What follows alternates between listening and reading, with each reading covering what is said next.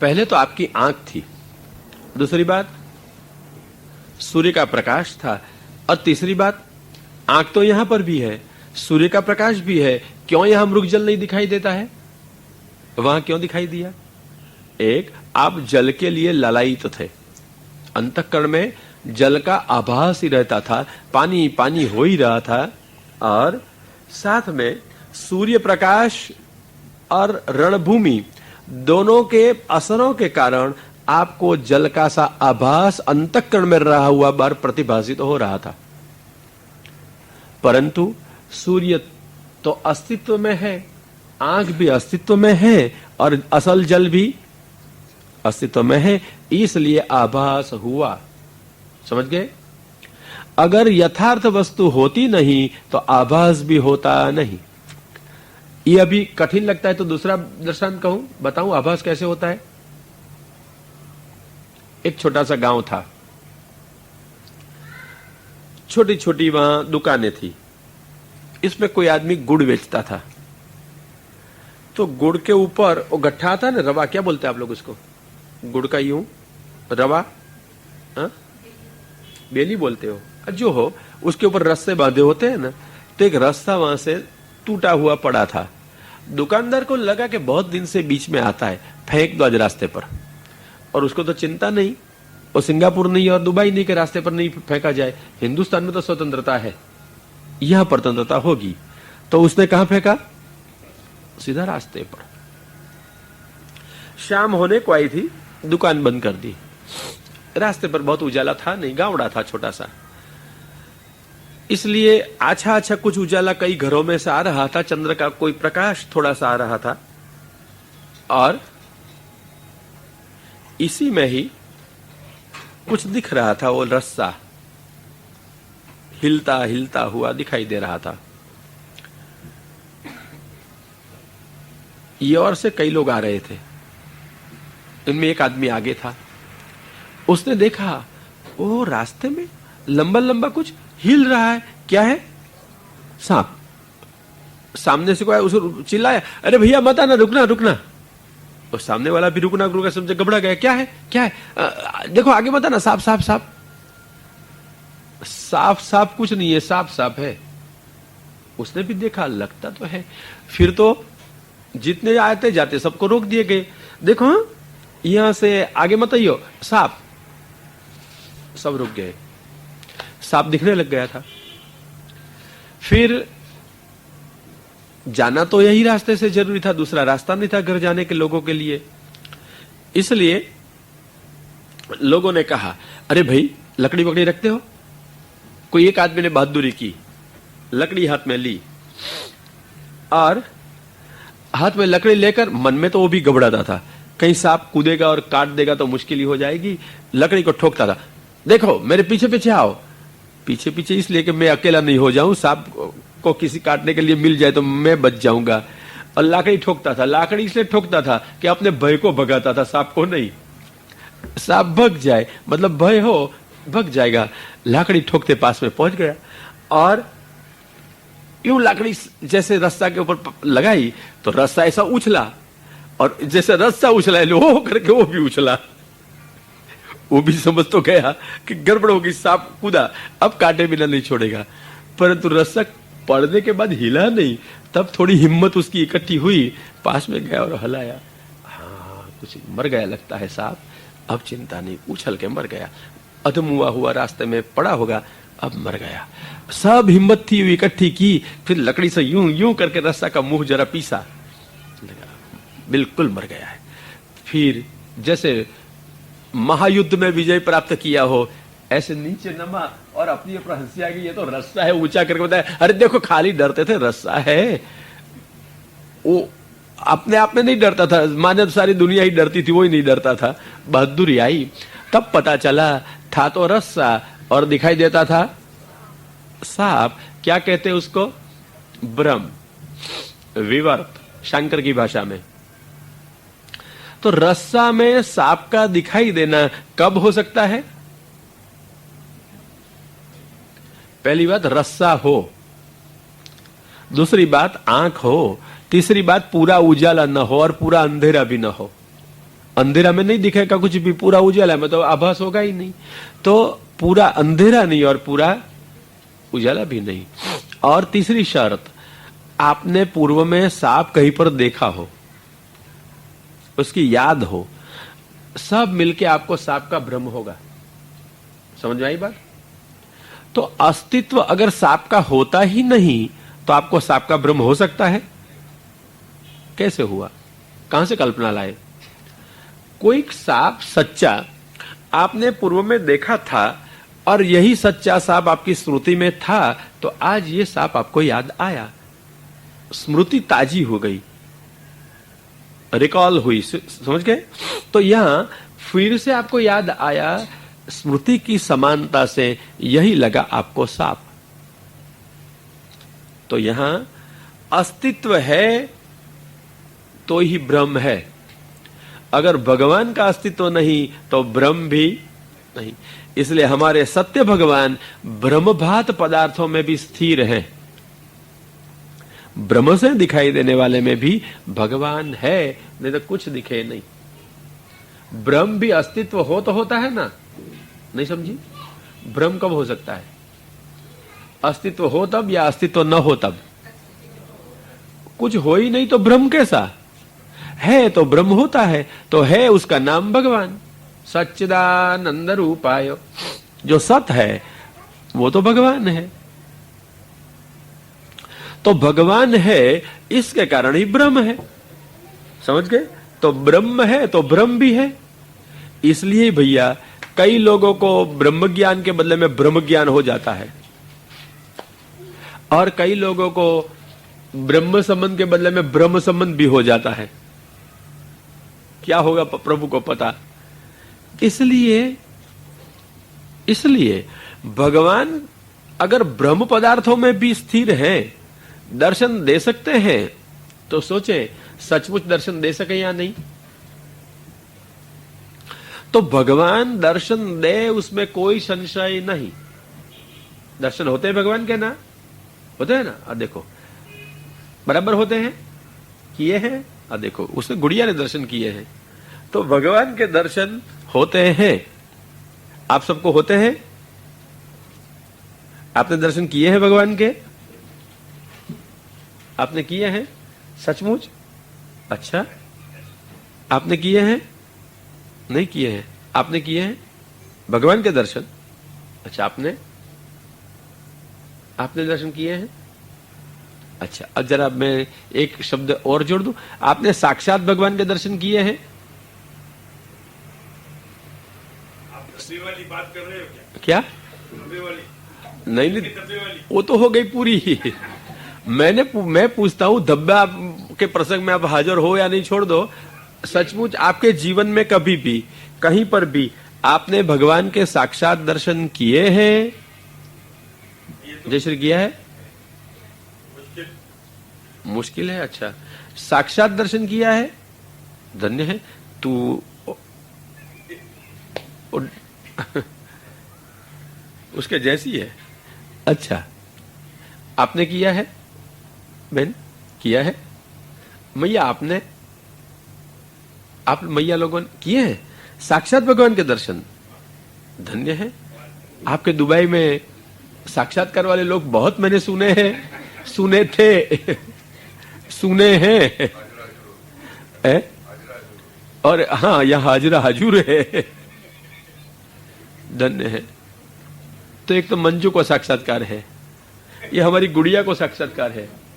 क्या देखे ना भगवान? देखे ना बराबर? जो कहो बहुत गंभीरता से वो तो हाँ कहती है, बिल्कुल संशय नहीं है, डर नहीं है। आपने साक्षात देखे हैं? साक्षात वो डुल हो गए। तूने साक्षात देखे हैं? क्या हो गया गुड़िया? तूने साक्षात देखे हैं? वो नहीं समझे तो कोई बात नहीं, वो समझ गई कि अब ना कहने जैसा है। अब हाँ कहने जैसा नहीं है। उसको फिर से पूछा, लो समझ गई कब ना कहने से अच्छी बात है, अपन जान छुड़ाओ। देखो वो भी डिग गए। अच्छा, आपने साक्षात देखे हैं? साक्षात? धन्य। आपने अच्छा, मंजू साक्षात गुड़िया की तरफ फिरना नहीं है ना, साक्षात देखे, धन्य है। मैया आप लोग ने नहीं देख, आपने भी साक्षात, धन्य है। साक्षात्कार वालों को धन्यवाद है।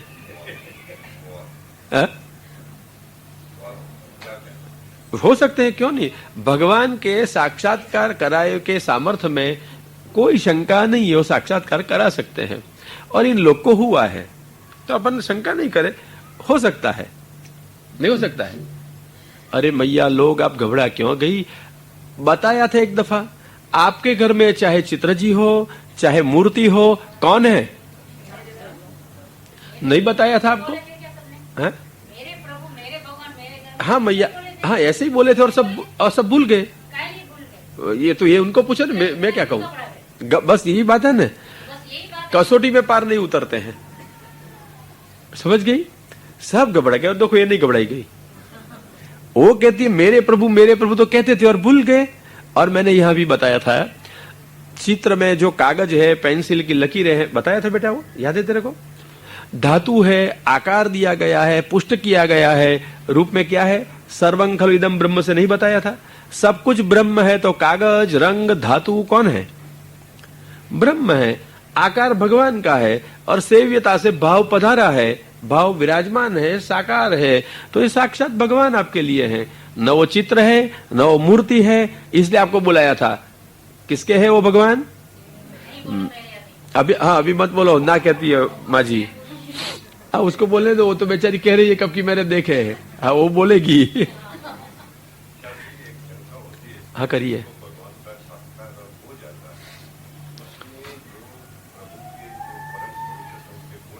वाह वाह, बहुत सुंदर, यही बताता हूं मैं, अभी तो इस पर आता हूं धीमे धीमे। तो पहली शर्त यह है, आप मत भूल जाओ कभी भी, पुष्टि मार्गीय हो तो, कि आप चित्र की के मूर्ति की सेवा नहीं करते हो, आपके घर में जो विराजमान है वो साक्षात भगवान है, साक्षात पुरुषोत्तम है। और ये किसके हैं? आप कहोगे मेरे हैं, साक्षात तो नहीं थे, अब मेरे कह हो गए। तेने कहा था ठीक है, बाकी के मैया ने कहा था, मैया ने कहा था। क्यों घबरा गई थी इतनी?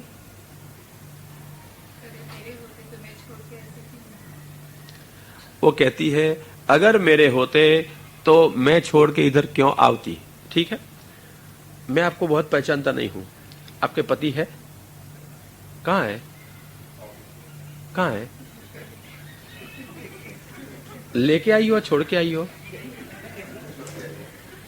मेरे को कोई पति नहीं है, आपको परिचय नहीं है आपका, तो आपको गीता मैं इतना ही जानता हूं, सहज रूप से पूछता हूं, तो आपका पति कहां है? घर पे। छोड़ के आई? क्या है? तो लेके आई? अच्छा वो कहती है मैं छोड़ के नहीं आई, तो लेके आई? गीता बहन अब लेके आई हो पति को, बता क्या है? नहीं समझी अभी? क्या समझी, क्या समझी? बोलो लेके आई हो, छोड़ के आई हो पति को? बोलो लेके आई हो। बोलो लेके आई, ऐसे कहना है कि छोड़ के आई हो, ऐसे कहना है? अच्छा बेचारी मुझे मुश्किल में हो गई है, तो हाँ कहे तो होठ कपाए, ना कहे तो नाक कपाए। छोड़ के आई हो, लेके आई हो, पता नहीं। अरे बहन प्रभु की छोड़ो, आपके पति की पूछता हूं, पति को छोड़ के आई हो, लेके आई हो यहाँ? वो बहुत होशियार है, वो कहते छोड़ के आई हो तो कोई और हो जाएगा, डाइवोर्स तो लिया नहीं। इसलिए बेचारे ने बहुत संभाल के कहा घर पे छोड़ के आई हूं। तो बहन तेरा प्रत्यक्ष जो पति है उसको भी घर में छोड़ के तू आई, तो प्रभु को छोड़ के नहीं आ सके? और पति तेरा है या कुछ गड़बड़ है? नहीं, प्रश्न का अर्थ मर्म समझना, मैं मस्करी नहीं कर रहा हूं, उदाहरण से बराबर बिठा के कहता हूं आपसे, हमें अन्यथा मत मानना, मेरी बात को ठीक ढंग से समझना। ये तो उदाहरणार्थ ही आपको बताया। अब मैं पूछता हूं ये पति आपका है क्या ब्रह्म है? क्या है? ब्रह्म है तो मेरा है। आपको उत्तर आपने ही दे दिया, मेरा है, फिर भी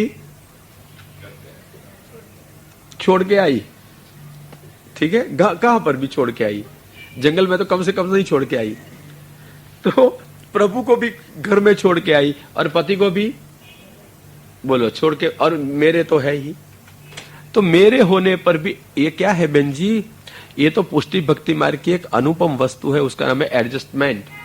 क्या एडजस्टमेंट?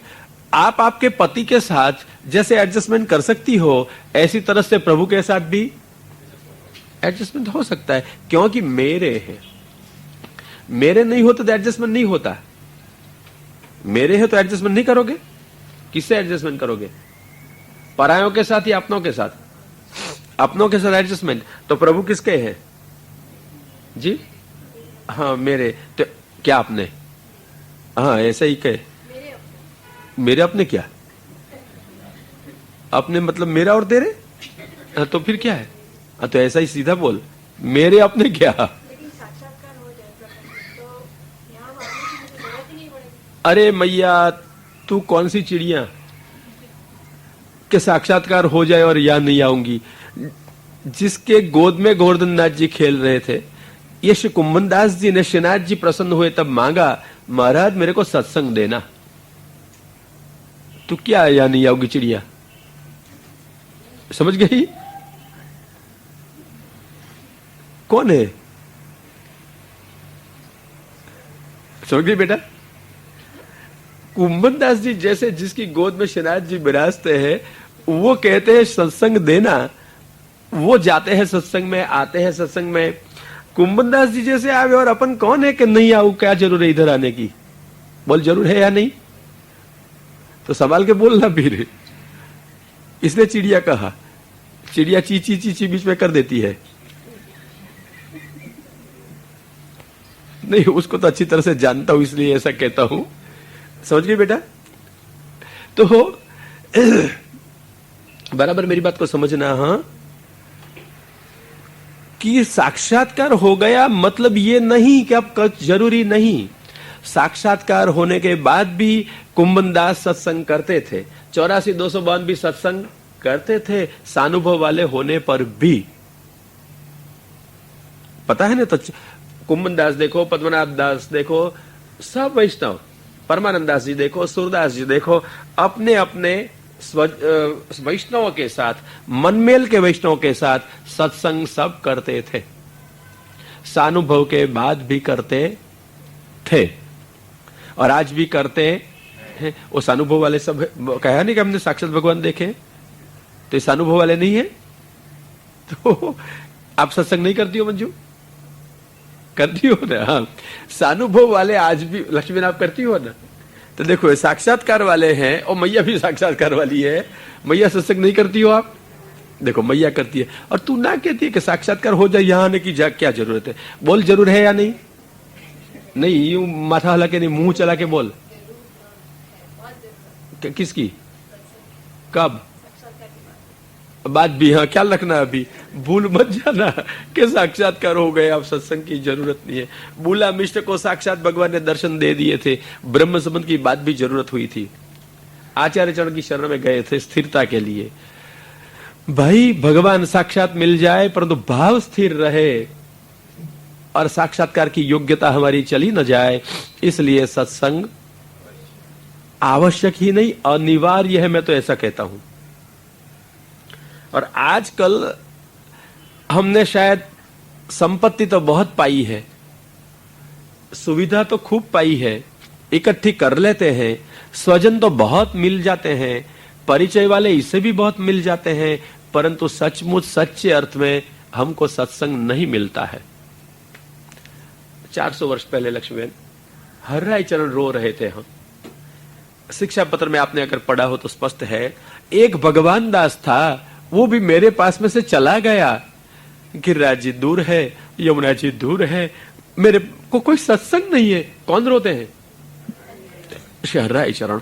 अगर उसको सत्संग नहीं मिले तो उसका क्या बिगड़ जाने वाला था? परंतु सत्संग की जो स्वाभाविकता, अभिरुचि उसकी, वो उसको कोस रही है, और इसलिए वो कहते हैं मुझे सत्संग नहीं है, मुझे सत्संग नहीं है, रो रहे हैं। हर एक भगवान दास था, फिर कहते हैं बाष्प निःसरणोपायम न पश्यामी मही तले, इस भूतल पर मैं मेरे हृदय की वेदना कहां निकालूं, किसी को नहीं देखता है। क्या है हृदय की वेदना? यही भगवद वार्ता करनी जो आचार्य जी दमला जी से करते थे। कहां ये भगवद वार्ता करूं, कहां मुझे सत्संग मिले। और प्राचीन काल में 84-252 में देखो, कोई किसान की वार्ता में है, अपने गांव से सारे दिवस मजूरी करने के बाद खेत में शाम को एवं रात को सत्संग के लिए दूसरे गांव में जाता था, क्योंकि अपने गांव में सत्संग नहीं था।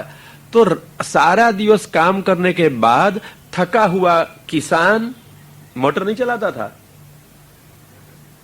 एसी में नहीं बैठता था, धूप में बेचारा खेती करता था, और रात को थका हुआ ये आदमी सत्संग के लिए दूसरे गांव में जाता था। क्यों? कितनी जरूरत थी। और एक दफा कहते उसको प्रेत रास्ते में मिल गया, पर्वत का जैसा खड़ा हो गया, मैं तेरे को खा जाऊंगा। तो उसने क्या कहा? वो भाग नहीं गया, डर नहीं गया। उसने क्या कहा? क्या कहा गुड़िया पता है? वो कहता है खा जा, परंतु अभी नहीं। कब खाएगा? मैं सत्संग करके आऊं, बाद में खा जाना। मरने की चिंता नहीं, सत्संग चला जाए उसकी चिंता है। क्या? मरना हो तो मर जाए, परंतु सत्संग तो करे। क्या करे? क्या करे? तूफान करे या सत्संग करे? हाँ, सत्संग करे। वाह, इतनी शयानी है। जो कुछ हो सत्संग तो करे ही। क्या? सत्संग तो करे ही। हाँ, सत्संग के बिना समय जाए नहीं, सत्संग के बिना दिवस जाए नहीं।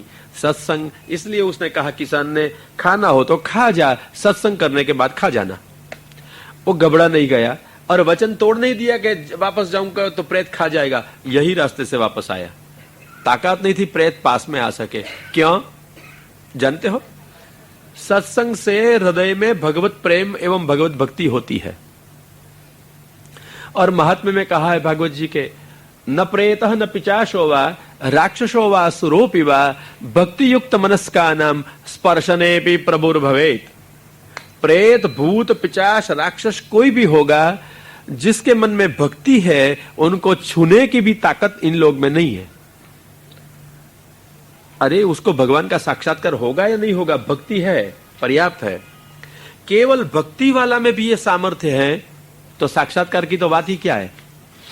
केवल भक्ति वाला के पास भी कोई मलिन तत्व आ भी नहीं सकता है, जल जाएगा, दूर खड़ा रहेगा कांपता हुआ। ये तो सामर्थ्य भक्ति का है, भक्ति वालों का है। तो स्वयं भगवान मिल गए तो समझ गए। इसलिए भगवान जिसको मिल गए, इसके धर्म बदल जाएंगे। सबसे पहली बात उसमें क्या आएगी? दैवी संपत्ति का सबसे पहला लक्षण गीता में भी भगवान ने बताया है। क्या? अभयम सत्व संशुद्धि, है ना, दैवासुर संपद विभाग योग में 16वें अध्याय में। सबसे पहले दैवी जी का लक्षण है अभयम। जो ज्ञान का फल है अभय, ब्रह्मास्मि होने के बाद प्राप्त हो जाए, यही दैवी संपत्ति वालों को तो सहज सुलभ है। अभयम दैवी संपत्ति वाला, अथवा जिसको भगवान में भक्ति है, वो किसी से डरता नहीं और डरता नहीं, अभय होता है। क्या होता है? अभय मतलब क्या? डरना नहीं किसी से। डरती हो? किसी से नहीं। शेर आए तो डरोगी? क्यों? क्या ये? डरना नहीं किसी से। शेर आवे तो भी क्या? आप लोग डरोगे शेर आवे तो? यहां बैठी और यहां शेर आवे तो डरोगी? अरे देखो, शेर की बात भी बताता हूं कि कोई राजा की रानी जी थी। राजा को पसंद नहीं था कि भगवान का भजन करे। राजा को लगता था उसको राजा की रीत से रहना चाहिए, वट से रहना चाहिए, वैभव विलास से रहना चाहिए। और क्या है, भगत की तरह नाचे कूदे गाए, सबके बीच में फिरे, अच्छा नहीं लगता था। फिर राजा था, सोचा ये हमारी आबरू बिगाड़ती है, मार दो उसको। तो मंत्रियों ने उपाय भी किया। एक भूखे शेर को पकड़ लिया और 15 दिन तक भूखा रखा, पिंजर में पूर दिया, पिंजड़ा में। गांव में लोगों को बताने के लिए पिंजरा चलाया। युक्ति ऐसी की कि रानी जहां रहती थी वो घर आवे, इस वक्त पिंजरा लुढ़क जाए और दरवाजा ऐसी रीत से खुले कि वो भूखा शेर रानी के घर में घुस जाए।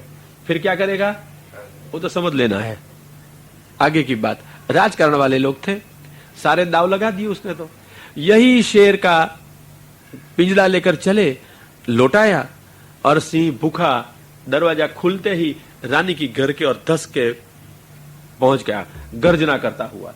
फिर क्या करेगी वो? शेर आवे अपनी ओर कूद के तो क्या करना? बैठ रहने का। शेर अपनी ओर कूद के, शेर तो जानते हो लायन, लायन अपनी ओर कूदता हुआ आवे तो क्या करने का? बैठ रहने का कि पप्पा मम्मी करते दौड़ने का?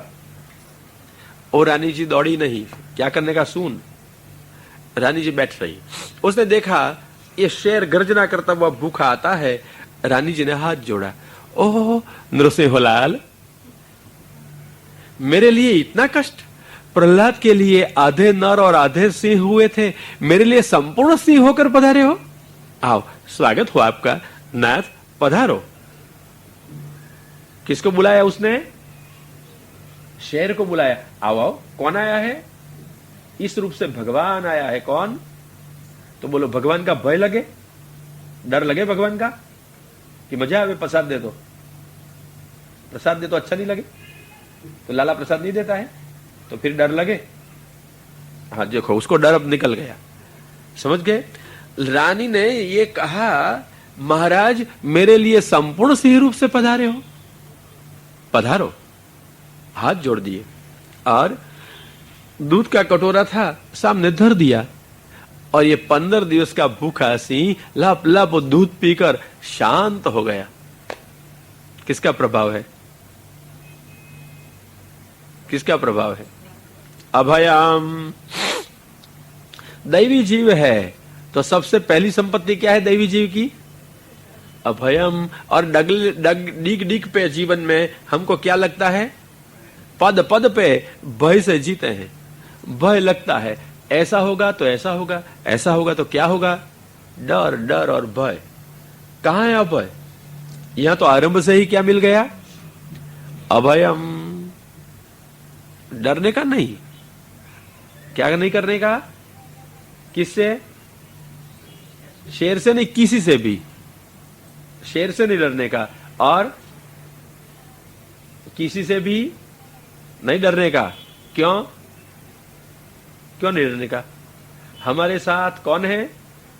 हाँ, हमारा भगवान है। देखो, एक छोटी गुड़िया भी समझ गई, हमारे साथ हमारा लाला है, हमारा भगवान है। फिर डरना किससे डरोगी? आप किससे भी नहीं डरोगी। हाँ देखो, अभय हो गया उसको।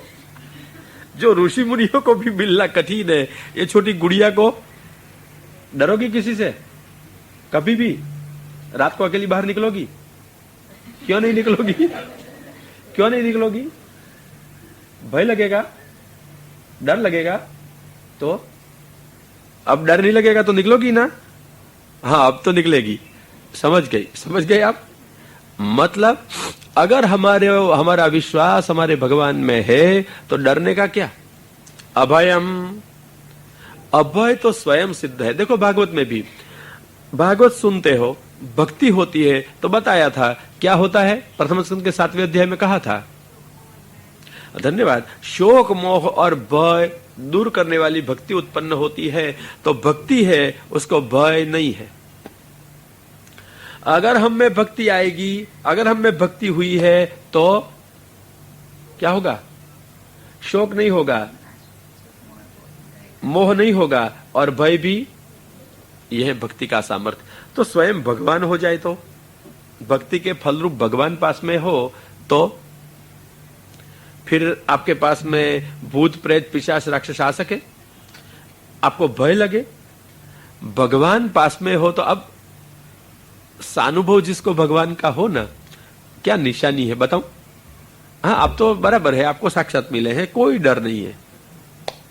परंतु जिसको भगवान सानुभव करा सकते हैं, कोई संशय नहीं। हुआ कि नहीं, लोग को इसमें संशय है। क्या निशानी कि उसको सानुभव है, भगवान इसके पास में है? क्या निशानी होती है? सिक्का मारते, जैसे पोस्ट में से टपाल अंदर आई तो मारो एक ठप्पा, इसलिए कपाल में सिक्का लग जाता है कि उसके पास में भगवान आ गए हैं, लगा दो एक सिक्का। अथवा आप बस में जाती हो ना स्कूल में, तो क्या लटकाती हो इधर? हाँ, बस कार्ड लटका के जाती हो, मेरे को बताती है सब, इसलिए पता है। तो ऐसी तरह से भगवान जिसको मिल गए उसको कार्ड लटका के फिरते कि मुझे भगवान मिले हैं, देख लो जरा, ये आइडेंटिटी कार्ड मेरा है। क्या पता कि उसको भगवान मिल गए, सानुभव है, क्या निशानी? हृदय में भगवान पधारे और भगवान पास में है, कैसे प्रतीति होती है? दो निशानी है, आचार्य जी ने बताई है, यही अपन सोचेंगे। एक निबंध में कहा है, यथा यथा हरे कृष्ण मनस्या विशते निजे तथा तथा साधनेषु परिनिष्ठा विवर्धते। साधन छूट नहीं जाएंगे, निष्ठा बढ़ेगी। जैसे जैसे हृदय में भगवान पधारेंगे, प्रकट होंगे, पास में आएंगे, ऐसे ऐसे भगवान के लिए प्रयत्न करने में, साधन करने में हमारी निष्ठा बढ़ेगी। मैं कथा सुनूं, मैं सेवा करूं, निष्ठा बढ़ेगी, साधन बढ़ेंगे और प्रमाद चला जाएगा, कम होगा। क्या बचा मत कर, क्या होगा? प्रमाद चला जाएगा, रहेगा ही नहीं। क्यों? निष्ठा विवर्धते, और निष्ठा न है तो सर्वत्र निष्फलता ही है। ज्ञान मार्ग में जब निष्ठा होती है तब पता चलता है वो सर्वज्ञ होता है, अथवा सर्वज्ञ होता है तब पता चले उसकी निष्ठा ज्ञान मार्ग में है। चित्त प्रसन्न हो, निष्ठा चले, अथवा पता चले इसकी निष्ठा कर्म मार्ग में हो अथवा है। और कृष्ण प्रसीदति, भगवान प्रसन्न हो तब पता चले निष्ठा भक्ति मार्ग में है। भगवान प्रसन्न हो ऐसी कब पता चले? तदीयाश्चेत स्वतस्तुष्टास्तुष्ट कृष्णो न संशयः। तदीय भगवत भक्त अगर प्रसन्न हो, जिसका हृदय संबंध भगवान के साथ हो, ये प्रसन्न हो, समझना भगवान प्रसन्न है, कोई संशय नहीं। हरे जी कहते हैं तदीयाश्चेत स्वतस्तुष्टा स्तुष्ट कृष्ण न संशयः। तदी अगर प्रसन्न है तो भगवान प्रसन्न है, संशय न करें। पर तो तदी होना चाहिए, हम मान ले ऐसे नहीं, लक्षण से। तो पहली बात, भगवान मार्ग में इसकी निष्ठा बढ़े और साधनों का प्रयत्न उसका बढ़े, उत्तरोत्तर आतुरता बढ़े, उत्तरोत्तर भगवान के लिए अधिक और अधिक काम करता चले। पहली बात ये होती है। मैं कब कथा सुनूं, मैं कब यथार्थ रूप में समझूं, मेरे को कब भगवान की सेवा का अवसर मिले, कब सारी सेवा अपने हाथों से करूं, ओह कब मेरे पास में भगवान मांग के आरोगे, कब मैं भगवान को कैसे अनुकूल होऊं, ये मनोरथ बढ़ते चलेंगे, प्रयत्न बढ़ते चलेंगे। और दूसरी बात, भगवान प्रेमात्मक है और भगवान आनंदात्मक भी है, भगवान रसात्मक भी है। तो जैसे अग्नि के निकट में पहुंचते हो तो ताप लगता ही है, ऐसी तरह से अग्नि का धर्म है ताप, उष्मा, तो ताप लगेगा। तो ऐसी तरह से भगवान निकट में पधारे अथवा हम भगवान के निकट में पहुंचे तो प्रेमा अतिशयो भवती, अतिशय प्रेम उमड़ता रहेगा, ये निशानी है। क्या? अतिशय प्रेम उमड़ता रहेगा, प्रेम में कभी घाटा नहीं आएगा, न्यूनता नहीं आएगी, शिथिलता शीतलता नहीं आएंगे, उद्रिक्त रहेगा, उछलता रहेगा। और अगर ये भगवान पास में है तो भगवान आनंदात्मक है, तो लौकिक क्लेश का, द्वेष का स्पर्श भी अंतःकरण को नहीं रहेगा, क्रमशः कम होता चलेगा। द्वेष न हो या क्लेश न हो, समझना अंतःकरण में कौन विराजते हैं? भगवान। प्रसन्नता प्रसन्नता प्रसन्नता बस बनी रहे, अपनी मस्ती में मस्त रहे, समझना वो पास में पहुंच चुका है। और दूसरी बात कहूं, भगवान मिल गए, उसको क्या प्राप्त करना बाकी रहता है? सर्वनिरपेक्ष हो जाएगा, किसी से उसको कुछ नहीं चाहिए, किसी की इसको कुछ परवाह नहीं है। कुंभन दास कह सकते हैं, आए हुए मानसिंह को जो सब कुछ देने को तैयार था, अरीसा भी दे रहा था रत्न का, मोदी को बिल भी चुकाने को तैयार था। वार्ता प्रसिद्ध इसलिए नहीं कहता हूं, आपको ज्ञात है। फिर थका, कुंभन दास ने कुछ जब नहीं स्वीकार किया तब कहा बाबा साहब कुछ मांगो तो सही मेरे से। तो क्या मांगा? कह दिया मांगू देगा, हम मांगो जो मांगे वो देंगे। और कह दिया तेरा मुंह मुझको फिर से मत बताना। बादशाह जैसे बादशाह का सेनापति को सुना दिया मुंह पे, क्यों सुना दे सके ऐसा?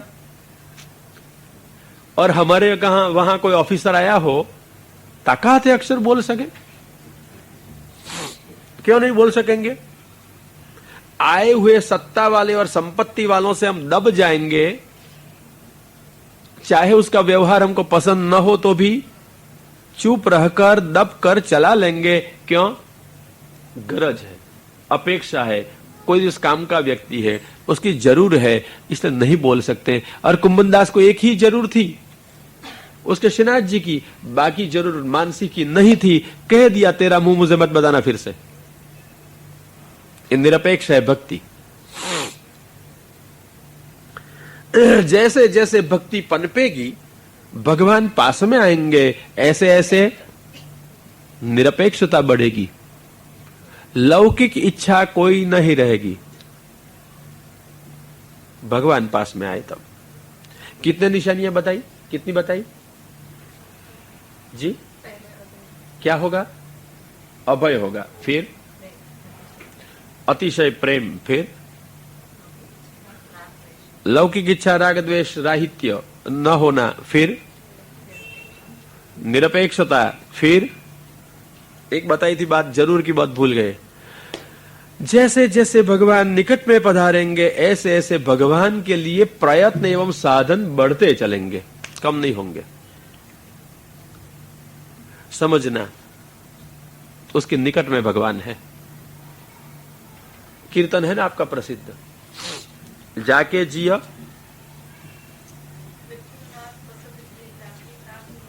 लो, विठ्ठलनाथ बसत जिए जाके ताकि रीत प्रीत छवि न्यारी, फिर प्रफुल्लित वदन कांति करुणामय नयनन में झलके गिरधारी, फिर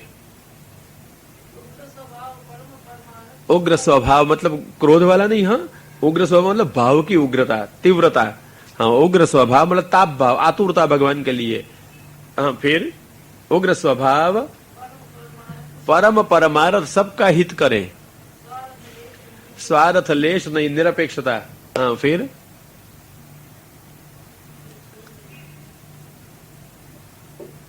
मैया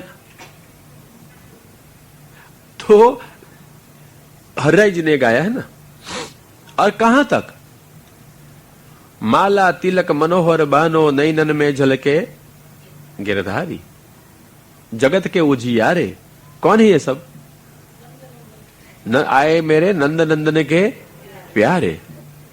माला तिलक मनोहर बानो, त्रिभुवन के उजियारे। एक कम नहीं है, हाँ त्रिभुवन के उजियारे। वहां तक निष्ठा थी इन वैष्णवों की, वैष्णवों में, कि एक वार्ता में आता है, अगर आपको याद हो तो, कोई एक राजा था, वैष्णव था, किसी को मान नहीं देता था, किसी से लगाव नहीं रखता था। वैष्णव आए तो खूब प्रसन्न हो जाता था। वैष्णव के चिन्ह मात्र से उसका हृदय द्रवित हो जाता था। उनके गांव वालों ने मिलके, स्वजनों ने मिलके एक दफा एक प्रपंच किया।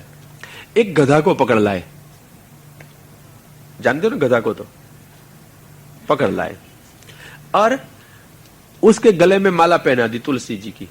कितनी? एक दो पहनावे तो जल्दी दिखे नहीं, कौड़ी दो कौड़ी पहना दी और कपाल में तिलक कर दिया, बड़ा जाडा जाडा कंकु से मोटा मोटा दिखे दूर से भी।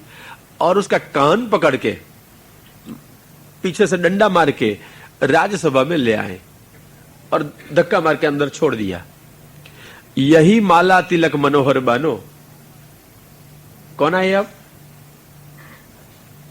माला तिलक मनोहर बानो। राजा बैठे थे, उसने देखा, क्या कर किया होगा राजा ने? अपन हो तो क्या करते, पहले वो सोचो।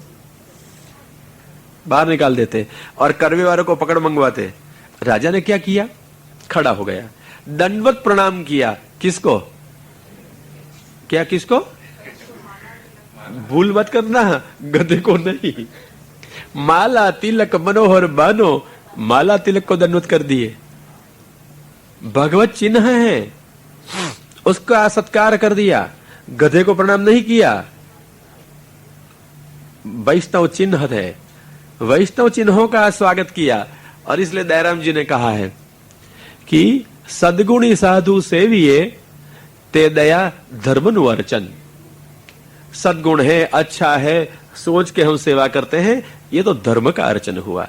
पर बानु मात्र अर्चिए ते दया धर्मीनु अर्चन। यह तो बहाना मात्र था, तिलक और माला दंडवत राजा ने कर दिया। किसका स्वागत हुए? वो वैष्णव चिन्हों का, मतलब स्वयं भगवान का। यह निष्ठा कब आती है? हृदय में भगवान पधार चुके हो तब सर्वत्र भगवत दृष्टि हो जाती है। देखो, भक्ति पन पे उसके लक्षण भी महाप्रभु ने बताए हैं। जब भगवान में प्रेम होता है, स्नेह होता है, तब क्या होता है? भक्ति वर्धिनी में कहते हैं स्नेहाद राग विनाश स्यात्। भगवान में प्रेम हो तो संसार में से राग निकल जाए। राग और द्वेष दोनों द्वंद्व हैं, हमेशा साथ में रहे। तो जिसमें से राग गया उसका द्वेष भी निकल जाएगा। तो द्वंद्व निकल गए, जो गीता के 2वें अध्याय में बताए हैं। जिसको भगवान में स्नेह है उसमें राग द्वेष नहीं रहेंगे। समझ गए? राग द्वेष, संसार के राग द्वेष, भय प्रलोभन के कारण होने वाली मनोवृत्तियां उसमें नहीं रहेगी। फिर प्रेम बढ़ेगा। श्रवण कीर्तन से ही प्रेम बढ़ता है, महाप्रभु ने ये बताया। त्याग पूर्वक के श्रवण कीर्तन भक्ति को बढ़ाते हैं। सेवा के साथ भी श्रवण और कीर्तन की अनिवार्यता है। अगर हम भक्ति बढ़ाना चाहते हैं तो सतत करते चलो। इसलिए स्नेह के बाद भी श्रवण कीर्तन करते चलो। अब होगी आसक्ति। आसक्ति का लक्षण है गृहारुचि ही, घर में अरुचि हो, कुरुचि नहीं, हाँ अरुचि। घर में कुछ गमे नहीं, मन कहीं लगे ही नहीं, सब सानुकूल होने पर भी कोई सानुकूल लगे ही नहीं, अपना कोई अपने होने पर भी लगे ही नहीं। यह आसक्ति का स्वभाव है। और फिर व्यसन हो तो आगे भक्ति बढ़ी। कब? यही श्रवण कीर्तन से, हाँ, और सेवा से आगे भक्ति बढ़ती है। तब क्या होगा? व्यसन दशा हुई, और व्यसन कृष्ण में हो, कृतार्थ हो गए। अब भक्ति का बीज दृढ़ है। व्यसन दशा न हो तब तक भक्ति बीज की दृढ़ता ही नहीं है। व्यसन दशा किसको कही जाए? व्यसन क्या है मैया? मैया व्यसन क्या है? तमाकू के बिना चले नहीं, तमाकू चाहिए ही।